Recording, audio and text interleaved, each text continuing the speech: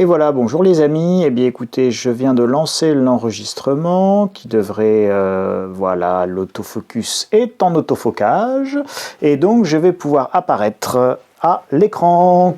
Coucou, me voilà.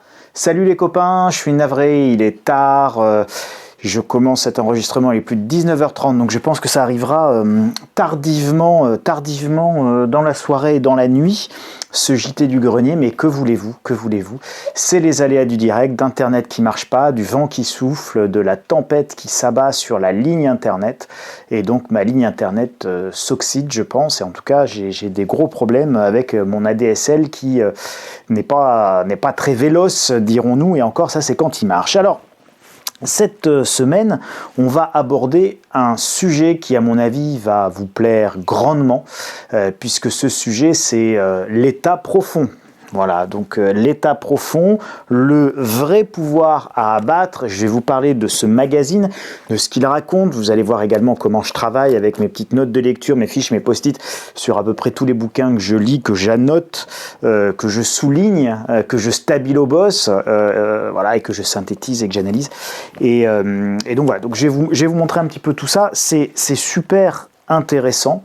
Donc état profond, complotisme, le vrai pouvoir qui nous dirige, ce sont des vrais sujets, des vraies questions. C'est abordé dans ce bouquin qui est, enfin un bouquin, qui est une revue en fait, c'est la revue de Michel Onfray, Front Populaire, pour ceux qui ne connaîtraient pas, bien que je pense que vous ne devez pas être très nombreux à être passés à côté de cette nouvelle revue. C'est un trimestriel, il y a 4 numéros par an, de ce que j'ai, oui c'est bien ça, et donc ça c'est le numéro 2 d'automne 2020, qui est en vente dans tous les kiosques et marchands de journaux et maisons de la presse et de France et de Navarre.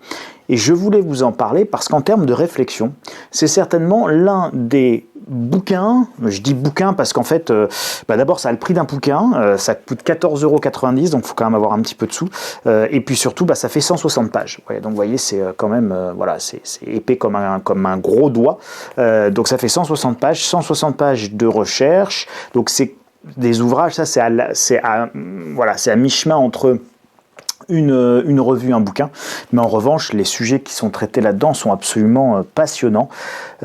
Alors moi je voulais commencer par vous définir un petit peu ce qu'est l'état profond. Et l'état profond, c'est ceux qui dirigent véritablement et façonnent nos vies sans en avoir reçu le mandat des peuples. En clair, ce sont des gens qui dirigent vraiment, mais qui ne sont pas élus. Nous savons qui ils sont, nous savons comment ils le font, et nous savons même pourquoi ils font ce qu'ils font. Et c'est quand même très intéressant d'en discuter un petit peu de manière complètement ouverte et à visage découvert, pour voir un petit peu de qui il s'agit, comment ça fonctionne, comment ça marche, et quelle est la réalité derrière tout ça, puisqu'il y a tous les fantasmes complotistes que l'on peut trouver, et puis il y a évidemment la réalité des faits, et moi j'ai vu cet état profond très clairement enfler, gonfler, se constituer, et on peut dater ce phénomène d'un événement, à partir d'un événement historique qui est assez, évidemment, point de départ assez remarquable, qui est la chute et l'effondrement du mur de Berlin, donc la chute du communisme, et le capitalisme, si vous voulez, dans sa version la plus libérale et la plus outrancière, a vu disparaître son contre-pouvoir naturel de l'époque, qui était le communisme.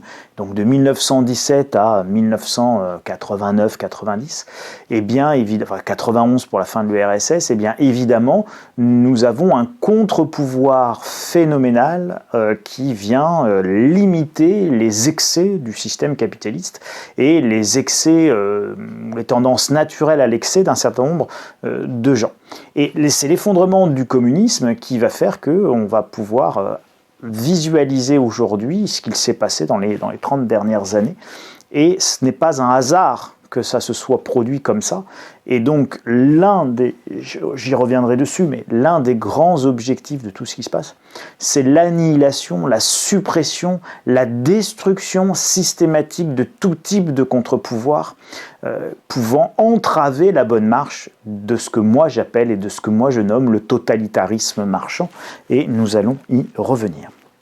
Alors, le deep state en anglais, hein, deep state, donc deep c'est profond, state c'est état, donc traduction littérale, l'état profond, c'est pour exprimer le fait qu'un groupe, parti, entreprise industrielle, corporation acquiert un pouvoir tel au sein de l'état qu'il peut échapper à son autorité, voire lui dicter ses volontés.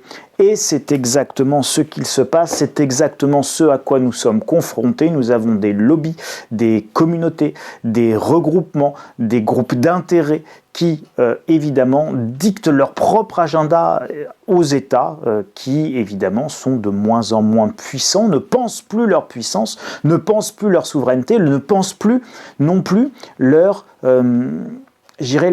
raison d'être. Et ça, c'est quelque chose d'extrêmement important également, la raison d'être d'un État et la raison d'être de son système, notamment démocratique, et de ses institutions.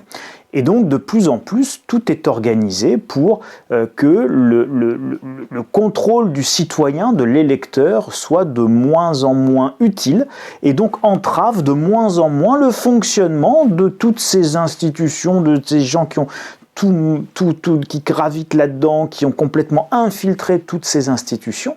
Et donc, que nous votions ou que nous votons pas, aujourd'hui ça ne change rien. Je vous prends l'exemple de nos élections municipales. J'ai voté moi dans ma petite ville pour mon maire, et donc un maire a été élu, parfait, mais ce maire en réalité dirigera presque rien, puisque de plus en plus de compétences sont transférées à l'intercommunalité, et ces regroupements de communes en réalité, eh bien moi en tant qu'habitant de ma ville, je ne vote pas pour le président de mon interco, ce sont des grands électeurs, que sont les maires pour qui nous allons voter, chacun dans nos villages respectifs, et qui constituent une interco. Et donc ce sont ces, entre guillemets, petits grands électeurs locaux qui vont décider, entre eux du choix du président d'interco, des vice-présidents. Ils vont se répartir les postes, mais entre eux, sans aucun contrôle de la part du peuple, sans aucun contrôle démocratique. Donc en réalité, vous votez pour un maire qui n'a pas de pouvoir, et celui qui a le pouvoir, vous ne votez pas pour lui, c'est le président de votre interco, aussi sympathique soit-il, et j'ai aucun procès d'intention à faire à quelque président d'intercommunalité que ce soit, simplement, factuellement, ce ne sont plus des gens élus. Ils sont élus de manière indirecte, via un suffrage indirect, et en plus, ça ne représente pas forcément ce que les gens auraient souhaité. Et puis bon, voilà, c'est encore une fois une question à poser aux gens, c'est-à-dire qu'on a organisé le système comme ça, on nous a organisé le système comme ça, mais on ne nous a pas dit est-ce que vous en voulez, est-ce que vous en voulez pas, est-ce que vous voulez voter au suffrage direct pour votre président d'intercommunalité, par exemple. Donc voilà ce que c'est typiquement que le deep state, l'état profond. Vous avez des institutions qui fonctionnent sans que vous ayez votre mot à dire dessus, elles fonctionnent absolument sans vous, et même, je dirais mieux, elles veulent surtout fonctionner sans vous. Vous êtes le problème. You are the problem. Des outils, une méthode, une idéologie. Et oui, l'état profond, c'est des outils, une méthode, une idéologie, et tout ça, c'est extrêmement construit. Alors, ils en parlent dans cette revue Front Populaire. On va démarrer par le piège mental des fake news. Alors, je ne vais pas évidemment tout vous divulgacher, mais le piège mental des fake news, je pense qu'on va vous allez voir à peu près à l'écran. Et je vais vous donner lecture. Petit résumé de ce qu'il faut retenir, si vous voulez.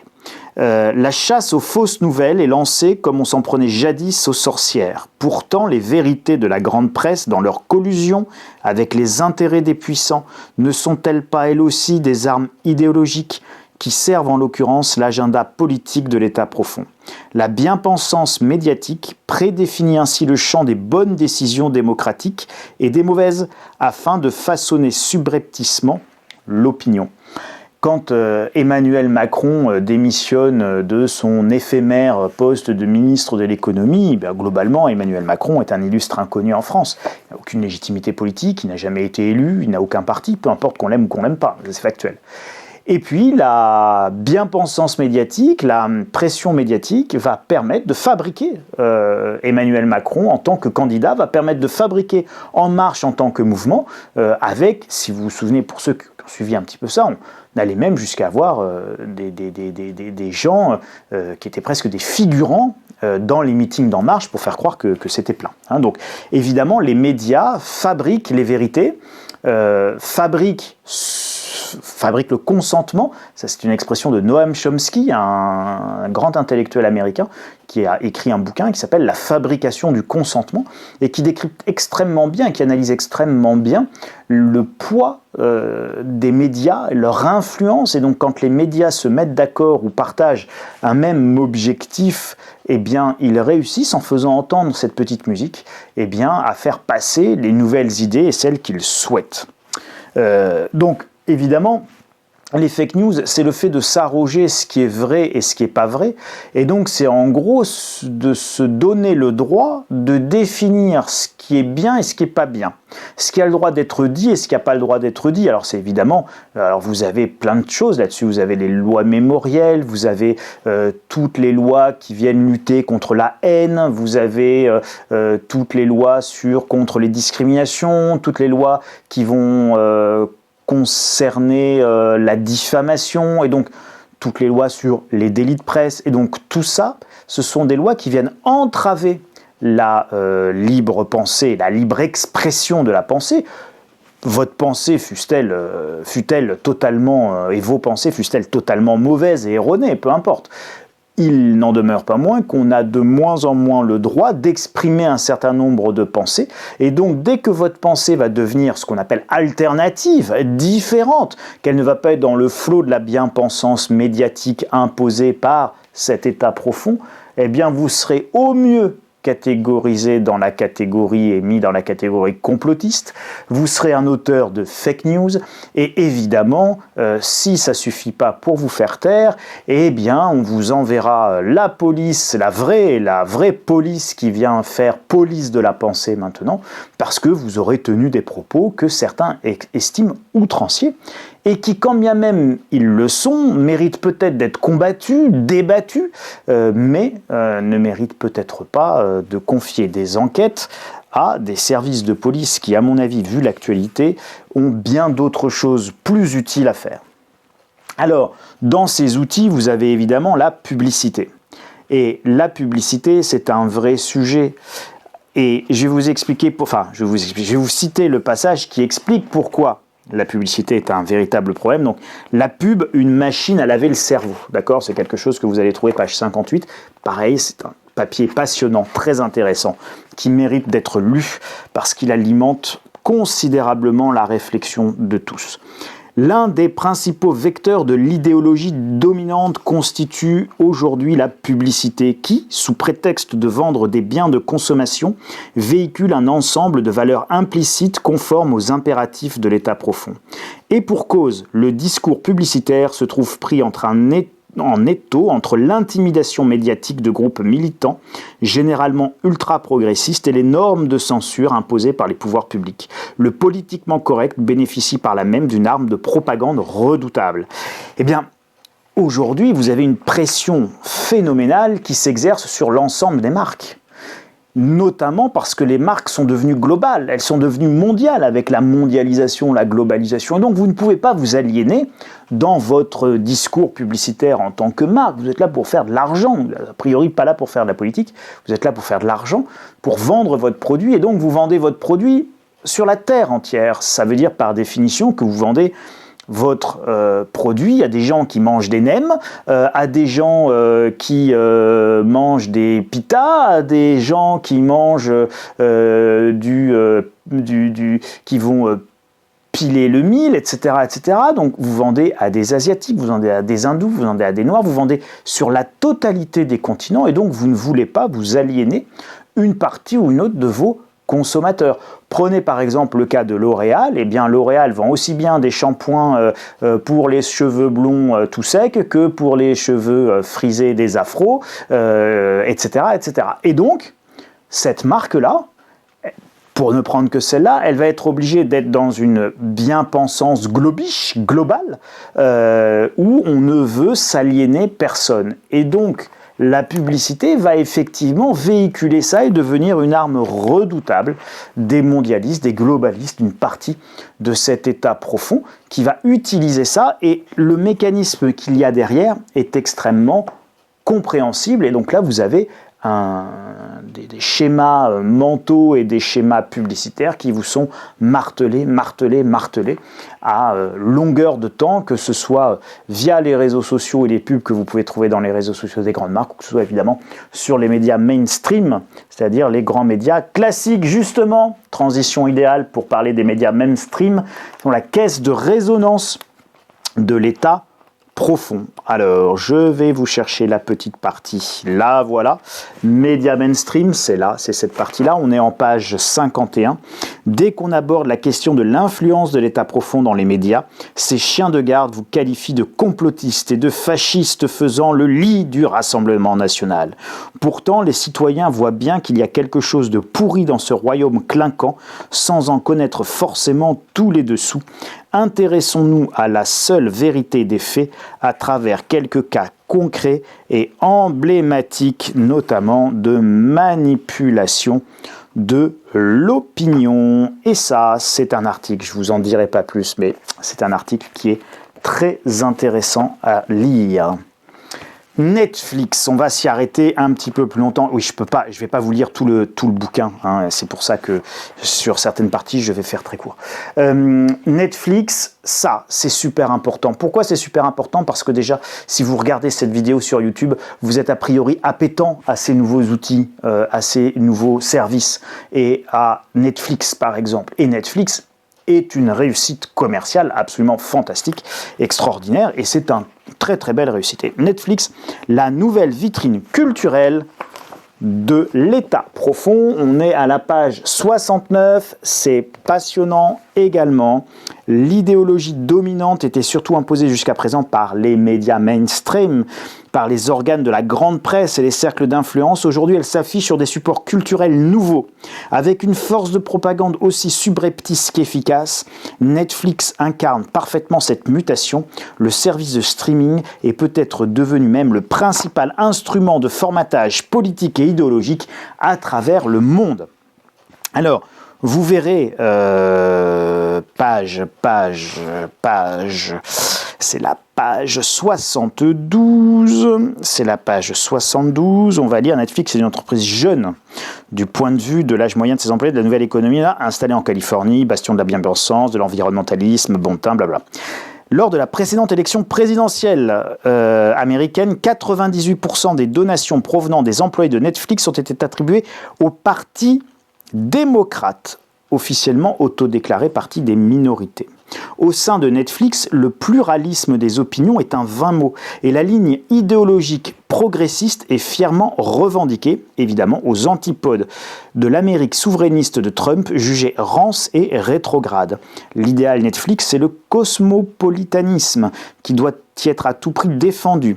Pour ce faire, on estime nécessaire de rebâtir un socle de représentation à partir du matériau fictionnel dont on sait la commode plasticité.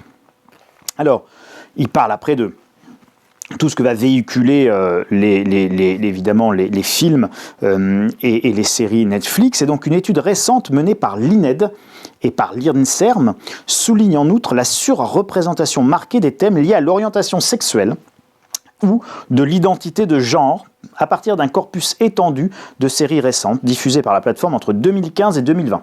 Donc l'INED et l'INSERM, deux organismes publics, ont étudié tout ça entre 2015 et 2020, 50 séries Netflix. À l'échelle de l'existence de Netflix, c'est quelque chose qui est évidemment très significatif. Toutes particulièrement populaires, ces séries, auprès d'une audience jeune, sur un ensemble de 65 épisodes. Près des 3/4 abordaient ces sujets. Voilà, donc évidemment, on classifie les acteurs et les personnages de fiction selon leur couleur de peau, on en tient même une comptabilité précise dont on rend compte lors de rapports annuels portant sur la gouvernance sociale et environnementale. On revendique la pratique du race bending, l'orientation raciale, autrement dit le remplacement intentionnel d'une figure blanche parce qu'on appelle pudiquement un POC, une person of color, au motif d'un rééquilibrage des inégalités sociales, etc., etc. Donc, pareil, ça c'est passionnant. Derrière Netflix, il y a quelque chose de très profond. Il y a une véritable idéologie, il y a une volonté de déconstruire un certain nombre de choses. Et donc ce média sert clairement d'outil de propagande à un certain nombre de gens. On aime, on n'aime pas, on adhère pas, mais politiquement, c'est très intéressant de soulever le lièvre, de soulever le sujet, et puis d'en débattre, et de rendre conscients les gens. Peut-être est-ce parfaitement justifié, peut-être est-ce totalement injustifié, peut-être est-ce excessif, peut-être cela devrait-il l'être un peu moins, peu importe comment vous allez vous situer sur le raisonnement et sur la palette, peu importe, c'est les convictions de chacun, mais force est de constater qu'en termes démocratiques, ça devrait évidemment pouvoir se discuter. Et ça devrait pouvoir se discuter sans qu'on soit en train de s'insulter, de s'invectiver ou de se jeter des anathèmes, espèce de fasciste, espèce de cosmopolite, espèce de sans-nation, espèce de raciste, etc., etc. On devrait pouvoir au contraire aborder ces sujets-là, et c'est fondamentalement important de pouvoir les aborder justement de manière démocratique. Alors derrière, il y a des groupes différents, mais aux intérêts convergents. Là-dedans, il n'y a aucun complot en réalité. Parce que le complot, ça serait quelque chose de complètement caché et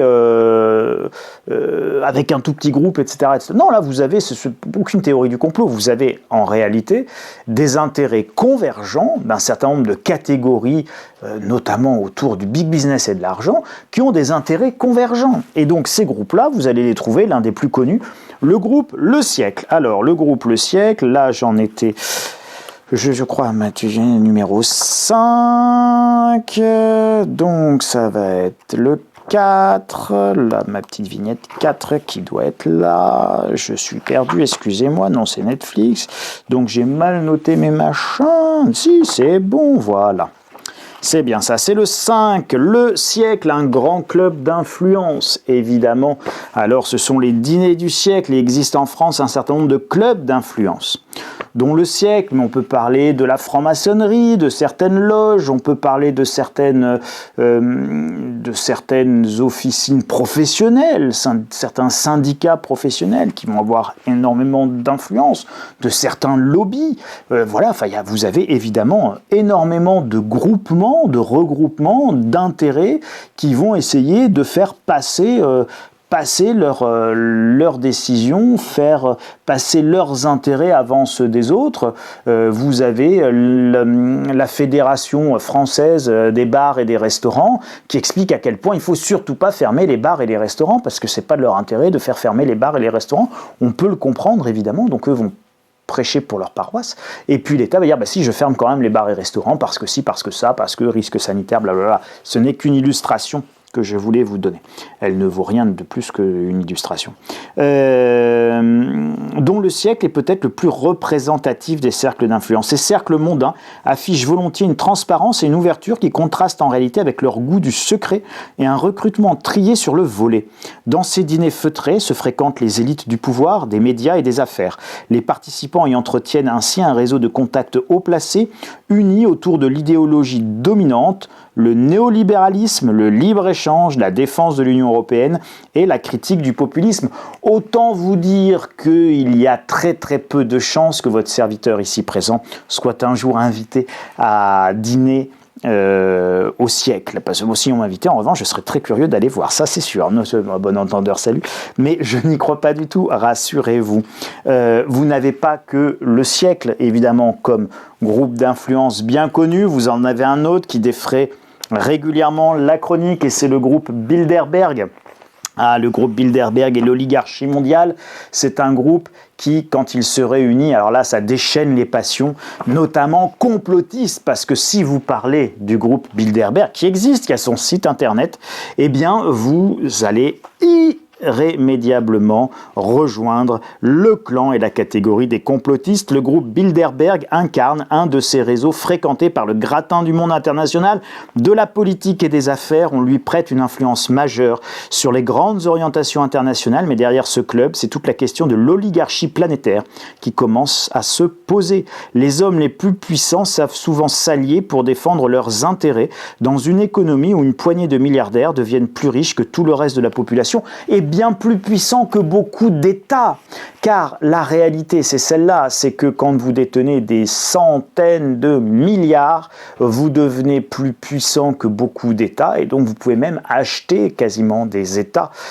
Vous avez une puissance financière qui vous permet d'avoir accès à peu près à n'importe quel chef d'État, à lui parler, à ses conseillers, etc., à implanter une entreprise, à créer un bureau, à mettre de nouveaux entrepôts, que sais-je.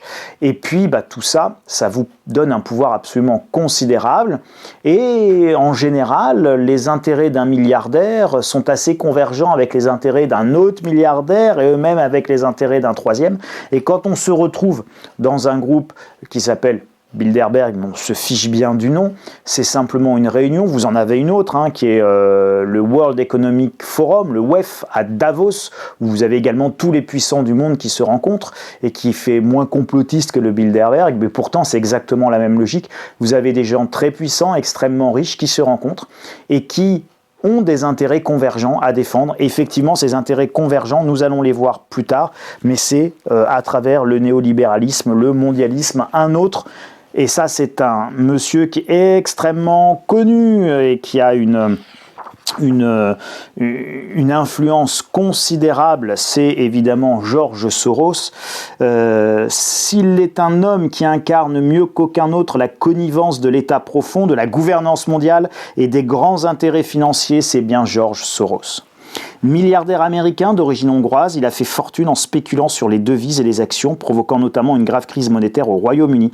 Après avoir parié à la baisse sur la livre sterling en 92, ce financier sans scrupules n'en est pas moins un philanthrope, entre guillemets, qui investit des sommes colossales pour défendre ses idées politiques, ouverture tout azimut des frontières, libération des mœurs, primauté des droits individuels sur les devoirs collectifs, etc., etc. Donc, George Soros, c'est l'individualisme, c'est la libération des mœurs, c'est évidemment le globalisme dans tout ce qu'il recouvre, de positif et de mauvais. George Soros, c'est un homme qui a combattu le communisme qui a toute sa vie. Et donc son logiciel mental est évidemment complètement marqué par ce combat contre l'idéologie communiste. Alors, au service d'un objectif, tout ça. Alors, vous voyez comment j'ai essayé de vous structurer c'est le seul reproche que je ferai à ce petit papier, enfin à ce dossier. Il est absolument passionnant, mais je trouve qu'en termes de construction, on pouvait faire quelque chose de plus logique. Et donc, il y a un objectif. Il y a un objectif à tout ça. Donc, vous voyez, il y a des outils, la télé, la pub, Netflix, les médias, il y a des outils. Et ces outils-là, ils véhiculent une idéologie qui est portée par des groupes et par des gens qu'on a bien identifiés, on sait de qui il s'agit. Et ces gens-là, ils ont un objectif. Et en anglais, on dit on a un agenda. Et donc cet agenda, c'est la gouvernance mondiale. Mais pourquoi la gouvernance mondiale ? C'est pas parce que j'ai envie d'avoir une gouvernance mondiale. C'est parce qu'une gouvernance mondiale va permettre de s'affranchir de la démocratie, du contrôle des peuples.